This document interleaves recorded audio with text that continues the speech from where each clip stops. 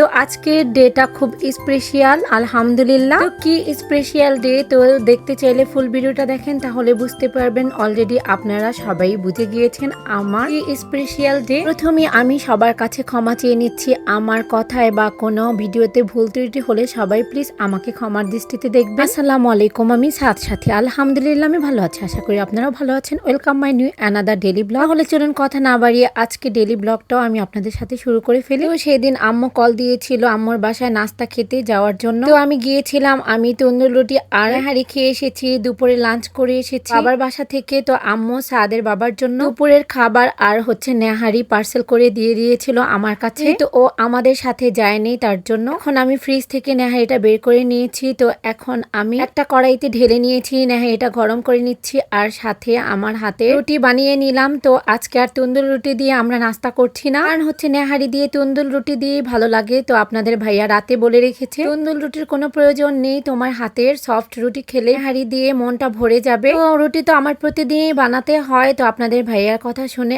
আর এর থেকে তন্দুর রুটি কিনে নিয়ে আসি নেই, ঘরে রুটি বানিয়ে নিলাম আর সাথে হালুয়াও বানিয়েছিলাম। শুধু কি আর নেহারি দিয়ে নাস্তা করবো, তাই আগে মার নাস্তাটা রেডি করেছি, তাকে দিয়ে আসবো। তাকে নেহারি আর তন্দুর রুটি আর হালুয়া দিয়ে দিলাম। আর এখানে আপনাদের ভাইয়ার জন্য বেড়ে নিয়েছি, খেয়ে আবার অফিসে চলে যাবে। আর আমার আম্মুর হাতের নেহারিটা একদমই লেগে থাকার মতো। তো যাই হোক আমরা নাস্তা করে নিয়েছি আলহামদুলিল্লাহ। যাই হোক এই ভিডিওটা করা হয়েছিল গতকালকে 13ই আগস্ট। আমাদের আমরা দু বোন টুইন, তো একসাথেই আমাদের জন্মদিন ছিল, কিন্তু কেকটা একসাথে আর কাটা হলো না। তো যাই হোক ছেলে বললো আজকে আম্মু কাচ্চি রান্না করো, তো আজকে কাচ্চি রান্না করছি। চাউলটা আমি 80% সিদ্ধ করে নিয়েছি আর মাংসগুলো আগে থেকেই ম্যারিনেট করে রেখেছি। এখন কাচ্চিটা বসিয়ে দিচ্ছি। বাসমতি চাউল দিয়ে একটু লেয়ার করে উপরে কিশমিশ, আলু বখরা আর হচ্ছে তা ভাজা ছিটিয়ে দিয়েছি। এরপরে আলু দিয়ে আবারও আরেকটা লেয়ার করে দিলাম। লেয়ারে সেম করে আবার আলু বখরা কিশমিশ তা ভাজা দিয়ে আরেকটা লেয়ার করে দিলাম। কাচ্চি রান্না করলে পুরোই ভাপা পিঠার মতন করে দিতে হয়। তো আবারও কিছু আলু দিয়ে প্রসেসিং এ আবারও আমি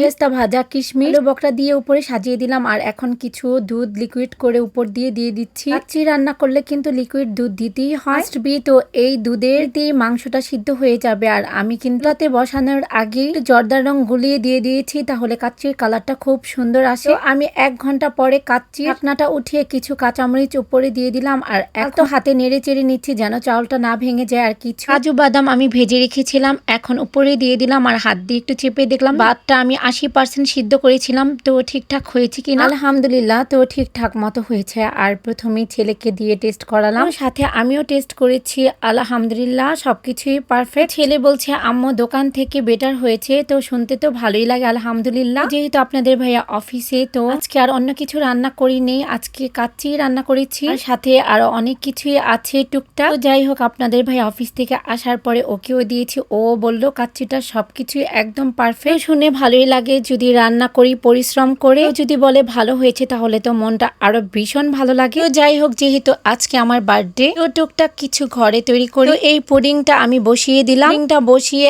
এখন আমি একটু কেক বানাবো। সবকিছুই আমি খাটে নিয়ে নিয়েছি। আর এখন এই তো আমার জন্য এই কেকটা আমি বানিয়ে নিয়েছি। তো কেক বেকিং আমার একটা কাজ, তো কেক বানাবো না আমার জন্মদিন তা কি হয়। তো আমি প্রফেশনাল বেকিং না, এর উপরে নামটা লেখা সুন্দর হয় নাই, প্লিজ সবাই আবার হাসাহাসি করবেন না। ইনশাআল্লাহ করতে করতে সবকিছু পারফেক্ট হয়ে যাবে। তো আজকে আমার পুডিংটা এই মোল্ডে বানানো উচিত ছিল না, অন্য একটা মোল্ডে বানালে পারফেক্ট হতো। তো আমি একটা টুথপিক দিয়ে এখন চেক করছি পুডিংটা ঠিকঠাক মতো হয়েছে কিনা। হ্যাঁ আলহামদুলিল্লাহ আমার পুডিংটা ঠিকঠাক মতোই হয়েছে। এখন আমি চুলা থেকে নামিয়ে একটু ঠান্ডা করে ফ্রিজে রাখবো। কিন্তু আমার আজকে পুডিংটা যখন মোল্ড আউট করলাম তখন আমার পুডিংটা সুন্দরভাবে মোল্ড আউট হয় নাই, তো তার জন্য আমার মনটা খারাপ। যাই হোক এখন আমি ক্রিস্পি চিকেন ফ্রাই করে নিচ্ছি, কারণ আমার ঘরের ক্রিস্পি চিকেনটা সবাই পছন্দ করে, আমি আপনাদের ভাইয়া আর আমার ছেলেও। আমার জন্মদিন আমার কোনো প্ল্যান ছিল না যে আমি এটা করব সেটা করব, আয়োজনগুলো ছেলের কথা মতোই করছি। যেহেতু আমি একজন মা হয়ে গিয়েছি, সন্তান কি পছন্দ করে, সন্তানের কি ভালো লাগবে সেটাই আমার দায়িত্ব।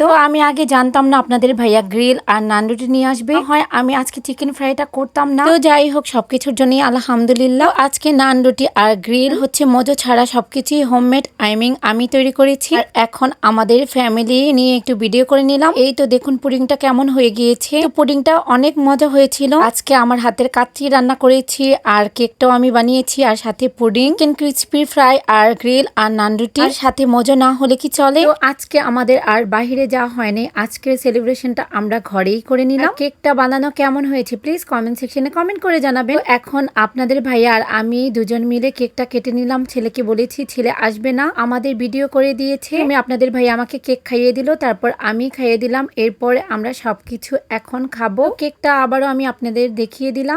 আমরা বিসমিল্লাহর নামে নানরুটি আর গ্রিল দিয়ে আমাদের ডিনারটা করে নিচ্ছি। তো সবকিছুর জন্য আবারও জানাই আলহামদুলিল্লাহ। আজকের ব্লগটা অনেক বড় হয়ে গিয়েছে, কিন্তু আশা করি আজকের ভিডিওটা আপনাদের দেখলে অনেক অনেক ভালো লাগবে। আজকের ব্লগটা যদি আপনাদের সবার কাছে ভালো লেগে থাকে প্লিজ কমেন্ট সেকশনে কমেন্ট করে জানাবেন। আজকের ডেলি ব্লগটা এখানে শেষ করছি। ভালো থাকবেন সবাই, আল্লাহ হাফিজ।